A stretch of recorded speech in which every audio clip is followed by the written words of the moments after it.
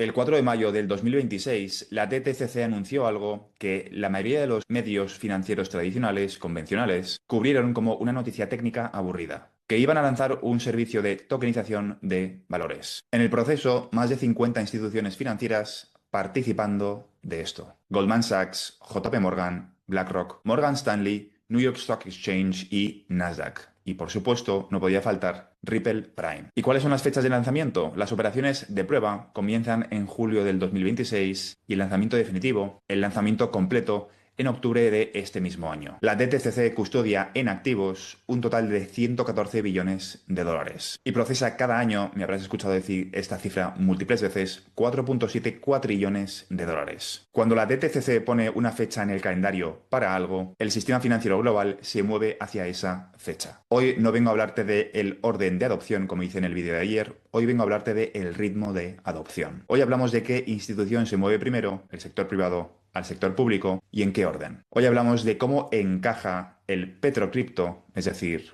que se utilicen activos digitales como mecanismo de liquidación en un sistema financiero donde la vuelta al patrón oro es bastante evidente. Hoy cubriré contigo qué es lo que sabemos, qué es lo que no sabemos y cómo encaja XRP en todo el proceso. Porque hay algo que la mayoría de los análisis sobre XRP ignoran. El caso de uso principal no somos nosotros y los bancos, lógicamente, no te van a avisar de cuándo utilizan X, Y o Z. Tienes que averiguarlo tú, contrastando la información de los reguladores, de qué es lo que explica quién, por qué lo dice y cuáles son sus intereses. Pero para entender por qué la DTCC es el punto de partida en el ritmo de adopción, primero hay que entender qué es la DTCC y por qué su movimiento puede arrastrar a todos los demás. La Depository Trust and Clearing Corporation es la infraestructura financiera post-trade de Estados Unidos. Cuando compras una acción en cualquier plataforma del mundo, lo que parece instantáneo en tu pantalla, en realidad lo procesa la DTCC y no lo procesa ni mucho menos de forma instantánea. Ella registra básicamente quién es el propietario de qué. La DTCC compensa las transacciones. Garantiza que si una contraparte falla, la operación sigue adelante. Y para poner en contexto el volumen tan absurdo de transacciones que gestiona cada año, vamos a comparar sus datos con los datos del PIB. El PIB mundial es de en torno a unos 105 billones de dólares. La DTCC procesa el equivalente a 45 veces el PIB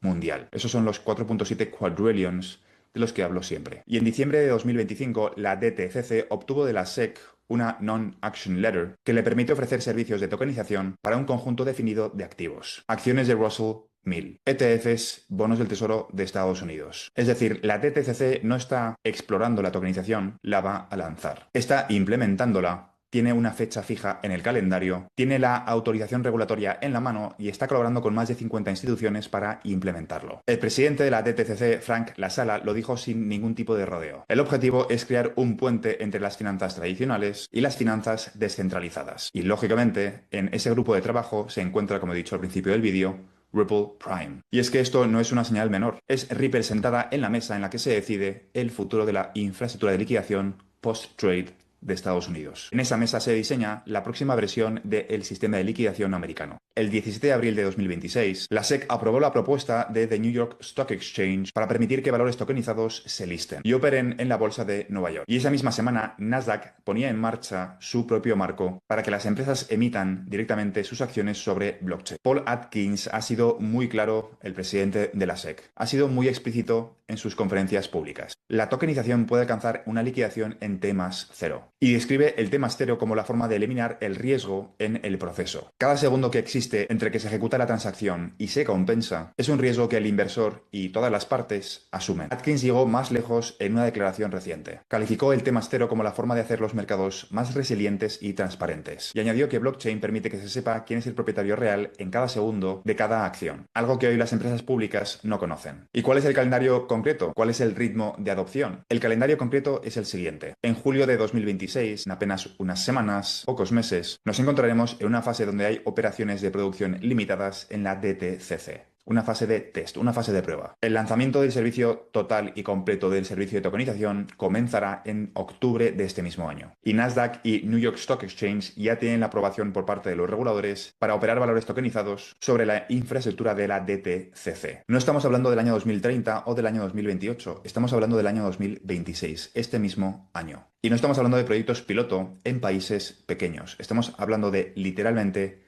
la infraestructura más grande del mundo, la que más millones, en este caso cuatrillones, líquida. Estamos hablando del mercado bursátil más grande de todos, el mercado americano, el más profundo y líquido con una fecha en el calendario, octubre del año 2026. Pero en este caso hablamos de la tokenización, no de la liquidación. ¿Cómo encaja la liquidación, que es el caso de uso principal de XRP en este caso? Pues aquí viene la explicación. Hay un punto técnico que la mayoría de los analistas pasan por alto y que es crucial para entender el ritmo de adopción. Y es que desde mi punto de vista no puedes tener una tokenización operativa en tiempo real y sobre todo efectiva sin tener primero la infraestructura de liquidación en tiempo real. No funciona en ese orden, no es tokenizas primero y luego pasas a la liquidación T+0, sino que es al revés. Primero deberías pasar a T+0 y luego tokenizas. Cuando tokenizas un activo, un fondo, un bono o una acción, estás creando una representación digital en blockchain. Esa representación puede transferirse en cuestión de segundos, pero el sistema de liquidación que hay detrás sigue procesándose en T+2, si la migración hacia Realty no ha ocurrido.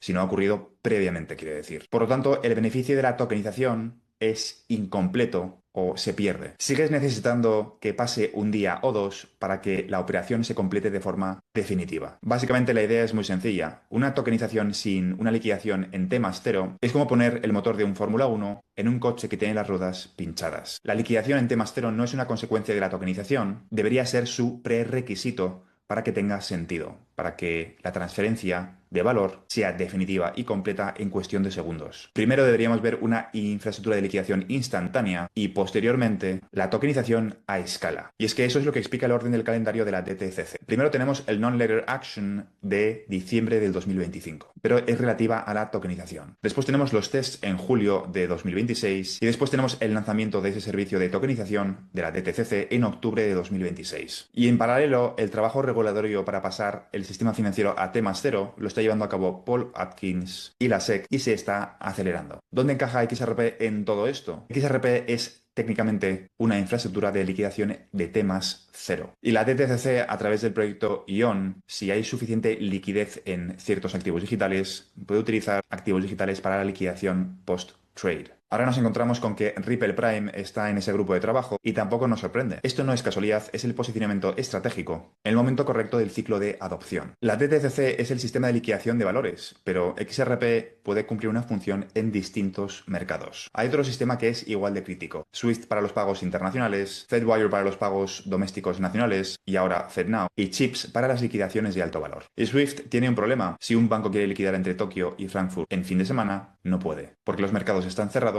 y tiene que esperar. SWIFT procesa más de 40 millones de mensajes al día entre más de 11.000 instituciones financieras. Y todo ello en más de 200 países. No es rápido, no es barato, se está adaptando al estándar ISO 20022, del cual Ripple forma parte desde sus inicios. La pregunta lógica es cuándo migra Swift de forma operativa, de forma real, y lo implementa a tecnologías de contabilidad distribuida. En mayo de 2026 vimos una prueba piloto entre JP Morgan, Mastercard y Ripple, en una liquidación de treasuries tokenizados. El activo se redimió en XRPL en menos de 5 segundos. El pago se procesó en dólares a través de Kinexys de JP Morgan y llegó a una cuenta bancaria en Singapur. Es la primera conexión entre una blockchain privada de JP Morgan y una blockchain pública. Eso no es Swift migrando a XRPL, es JP Morgan construyendo un puente entre su infraestructura privada y la infraestructura pública. O dicho de otra forma, el intranet y el Internet. Y haciéndolo en producción sin que sea un entorno de prueba. El flujo transfronterizo, el mercado del eurodólar, los pagos entre jurisdicciones, la liquidación de derivados internacionales, es exactamente donde XRP juega un papel. Tiene una ventaja técnica significativa y las instituciones ya están haciendo conexiones reales. ISDA, la Asociación Internacional de Swaps y Derivados, del cual Ripple también forma parte, es el organismo que establece los estándares en el mercado de derivados, OTC. Y el mercado de derivados OTC es el más grande del mundo. 600 billones de dólares, aunque el valor neto es mucho menor. El mercado de derivados depende del colateral, y el colateral se mueve bajo los estándares que ISDA determina. Si ISDA reconoce a XRP como colateral elegible, cosa que para que eso ocurra, primero lo tendría que hacer el BIS, eligiéndolo y determinándolo como Tier 1 Asset, el volumen de demanda estructural de XRP que eso generaría sería de un orden de magnitud muy diferente a todo lo anterior. Este movimiento, cuando ocurrirá después de que la DTCC haya operado de forma real durante meses. Y sobre todo después de que el T+0 sea una realidad operativa en los mercados americanos. Sobre todo, uno de los requisitos que expliqué en anteriores vídeos es que el Banco Internacional de Pagos considere a XRP un Tier 1 Asset. ISDA es la última frontera. Cuando esa frontera se cruce, el mercado de colateral en XRP no será marginal, será literalmente sistémico. No tenemos fecha para ese movimiento, pero parece más bien inevitable. Pero para ser completamente honesto, esto es simplemente una opinión personal, porque como este caso de uso no es un caso de uso para inversores retail, es un caso de uso institucional, no tenemos el playbook institucional que estos organismos tienen pensado para el mercado de utilidad. Podemos intentar adivinarlo, podemos intentar intuirlo, pero nos guste más o nos guste menos, no tenemos toda la información. La banca institucional no publica sus decisiones sobre la actualización de los mecanismos de liquidación en Twitter. No hacen anuncios antes de actuar. No te van a decir, oye, vamos a utilizar este activo digital como mecanismo de liquidación. Los acuerdos entre JP Morgan y Ripple se conocen cuando hay un comunicado de prensa o lo que piensa el BIS sobre el sector de activos digitales lo sabemos cuando publican un paper.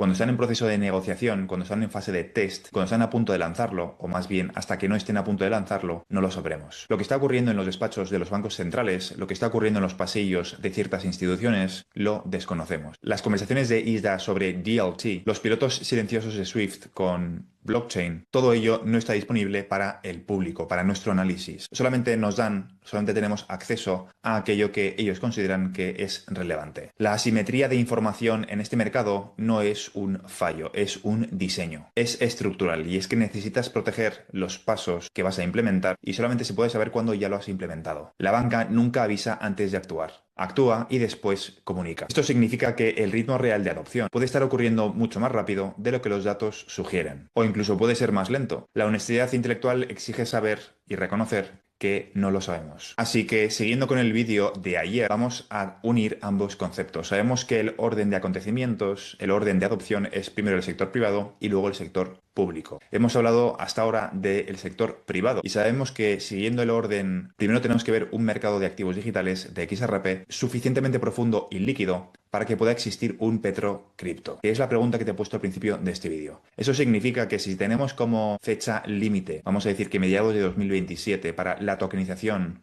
a escala de la TTCC, el mercado de liquidación tiene que ocurrir antes de que se tokenicen a escala estos mercados. Porque si no, repito, es como tener un motor de Fórmula 1 en un coche con las ruedas pinchadas. La tokenización tiene que venir acompañada de una liquidación en temas cero. Significa que el conflicto que estamos viviendo ahora con Irán, a nivel teórico, se va a prolongar hasta por lo menos un momento en el cual la liquidación en temas cero ya esté implementada. Dicho de otra forma, el conflicto actual entre Irán e Israel probablemente se alargue hasta por lo menos mediados de 2027, momento en el cual a nivel teórico, y suponiendo que las premisas que te he explicado en este vídeo son ciertas y sabiendo que no tenemos toda la información de forma completa, el equivalente del mercado del euro-dólar ya ha sido creado, pero en el sector de activos digitales, es decir, con XRP. Y teniendo en cuenta también que la TTCC múltiples veces ha retrasado sus fechas fijas, como ocurrió en el año 2025. Dicho de otra forma y resumiéndote el concepto. Igual que el petrodólar no pudo existir hasta que existió el eurodólar, mercado en dólares suficientemente profundo y líquido, y pasaron 20 años entre uno y otro, desde que se creó el eurodólar hasta que empezó el petrodólar, pasaron aproximadamente 25 años. Ahora sabemos, y siguiendo con los ejemplos históricos,